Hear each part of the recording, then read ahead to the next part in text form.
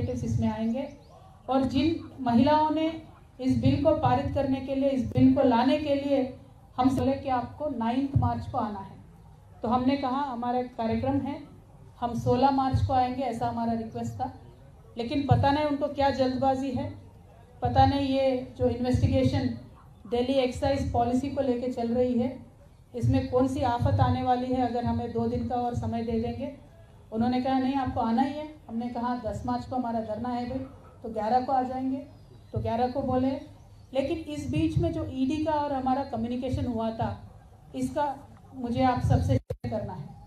देखिए, जब भी एनफोर्समेंट डायरेक्टरेट और या किसी भी इन्वेस्टिगेटिव एजेंसी एक वुमेन सिटीजन को इंट्रोगेट करना चाहती है, तो एक फंडामेंटल राइट वुमेन का होता है कि वुमेन के घर पे आके इन्वेस्टिगेट करें, और पूरा इसका लॉ में हमें सपोर्ट है वुमेन के लिए।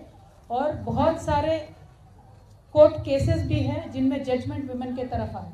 तो हमने ईडी को बीच में रिक्वेस्ट किया कि 10 तारीख को बाकायदा, अगर 11 तारीख को आपको इन्वेस्टिगेट करना है हमारे घर पे आइए, अक्यूज किसी के साथ आपको इंट्रोगेट करवाना है तो उनको भी लेके आइए, में बैठ के इन्वेस्टिगेशन कर सकते हैं, क्योंकि लॉ हमें सपोर्ट करती है। उन्होंने कहा नहीं, आपको खुद चल के आना होगा। देखिए, मैं तो पॉलिटिकल लीडर हूँ, लकीली बाय गॉड्स ब्लेसिंग पूरा पार्टी हमारे साथ है, हमारे पास साधन है तो हम पहुंच सकते हैं। लेकिन मैं मीडिया मित्रों से ये पूछना चाहती हूँ, कई आम महिला किसी गांव में है, कुछ इन्वेस्टिगेशन चल रहा है, तो इतना हमने कोविड के दौर में देखा है कि वीडियो कॉन्फ्रेंस से मेडिसिन भी पहुंच सकता है, डायग्नोसिस भी हो सकता है, तो इंटरोगेशन क्यों नहीं हो सकता है वीडियो कॉन्फ्रेंस से। हम ज़रूर इस मुद्दे को टेकअप करेंगे।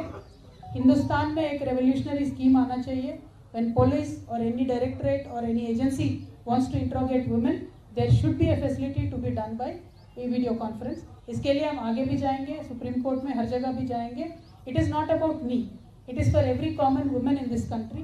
I want to take up this issue and we will further take up the issue. Now, when it comes to the original ED summon, we will completely side with them, support with them, because we understand the obligations of the government and the agencies. We will 100% support them. Today the question is, when we look at Telangana data, from last August, in fact from last June, Government of India has constantly been sending its agencies to Telangana. Now question is why? Because Telangana assembly polls are there in this November, December. So the modus operandi of BJP has been कि जहाँ भी election है वहाँ मोदी से पहले ED पहुँच जाता है। तो हमारे तेलंगाना में भी यही हुआ है। तकरीबन सारे बिजनेस हाउसेस पे, एक 500+ बिजनेस हाउसेस पे आईटी रेड होता है, सीबीआई के रेड एक 100 होता है तेलंगाना के राज्य में। ईडी तो कम से कम 200 जगहों पे उन्होंने छापा मारा है, और एनआईए एजेंसी ने 500 to 600 मिनिमम लोगों को बुला के, उनको डरा के, धमका के, अलग अलग तरीके का काम वहाँ पे चल रहा है। मैं ये लोगों के सामने, जनता के सामने आज रखना चाहती हूँ, क्योंकि ये मेरे अकेले का मुद्दा नहीं है। हमारे खुद के पार्टी में मिनिमम 15-16 लोगों को, एमएलएस को, एमपीस को, मिनिस्टर्स को टारगेट करके अलग अलग केसेस में बुलाने का काम कर रहे हैं। तो मेरा मोदी जी से, बीजेपी से एक ही विनती है कि आप जनता के पास जाइए, आपने किस तरीके का डेवलपमेंट किया है, तेलंगाना के लिए आपने क्या किया है, देश के लिए आपने क्या किया है, वो बताइए, उनका दिल जीतिए, बाद में इलेक्शन जीतिए। लेकिन हम इलेक्शन हारेंगे या जीतेंगे, एनफोर्समेंट डायरेक्टरेट यूज़ करेंगे, बैकडोर से गवर्नमेंट में आएंगे, इस तरीके का तो हमने देख लिया है, 9 राज्यों में चला है, और तेलंगाना में वो चल नहीं पाया। उन्होंने कोशिश किया है लेकिन हमने चलने नहीं दिया। तो इसीलिए उनका अभी एफर्ट ये है कि किसी भी तरीके से ईडी डाल दो, धमका दो, डरा दो।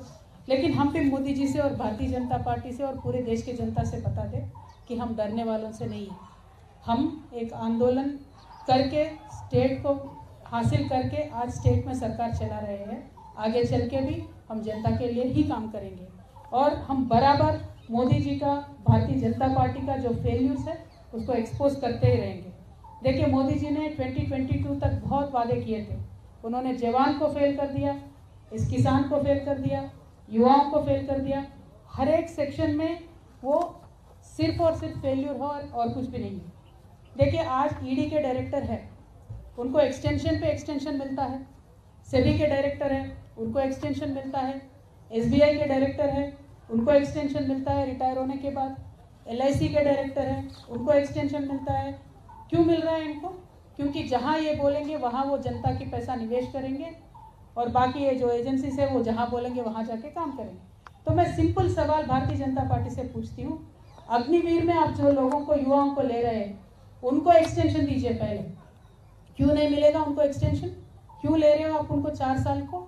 4 साल के लिए उनको क्यों ले रहे हो? 4 साल के लिए आप उनको लोगे, ट्रेनिंग दोगे, बाद में रास्ते पे छोड़ दोगे क्या? या जैसे आपके भारतीय जनता पार्टी के नेता बोलते हैं आपके ऑफिस में चौकीदार के नौकरी पे रखोगे? आर्मी कितना सेंटिमेंटली जुड़ता है देश के साथ, जनता के साथ।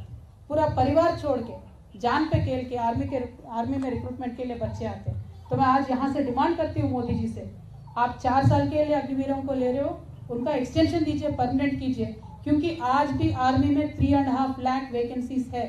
तो मैं इतना ही पूछना चाहती हूँ मोदी जी से, आपके फेल्यूर्स को छुपाने के लिए आप जिन जिन राज्यों में इलेक्शन चल रहा है उन राज्यों में आप जाके सारे केसेस डाल रहे हो और हम ज़रूर इनको फेस करेंगे। देखिए, फ्रेंडली उनके जितने भी पॉलिटिकल पार्टीज होते हैं उन पे कोई रेड नहीं होता है। फ्रेंडली उनके जितने भी बिजनेस हाउसेस हैं उन पे कोई रेड नहीं होता है। उन सब के लिए तो 7 खून माफ़ हो जाते हैं। अब अदानी जी ले लीजिए, बाकी बहुत लोग हैं, उन पे तो कुछ नहीं होता है। और आज तो इतना चर्चा है पूरे देश भर में कि देश में डबल इंजन सरकार चल रहा है। और ये 2 इंजन कौन है देश में? एक इंजन प्रधानी है, दूसरा इंजन अदानी है। तो ये हालत आज देश में है। तो ये बच्चा जान चुका है, जिस तरीके से मोदी जी अपने आप को क्लीन बताते थे, साफ बताते थे, वो है नहीं।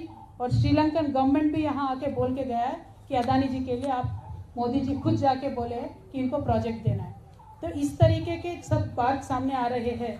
तो ये छुपाने के लिए आप विपक्षों पे ईडी का वार कर रहे हो, वो ठीक है, हम विपक्ष है, जेल लेंगे, हम पॉलिटिशियन हैं, लेकिन जनता पे जो महंगाई का आप वार कर रहे हो ना, वो ज़रूर आपको आगे इलेक्शन में रिजल्ट दिखाएगा।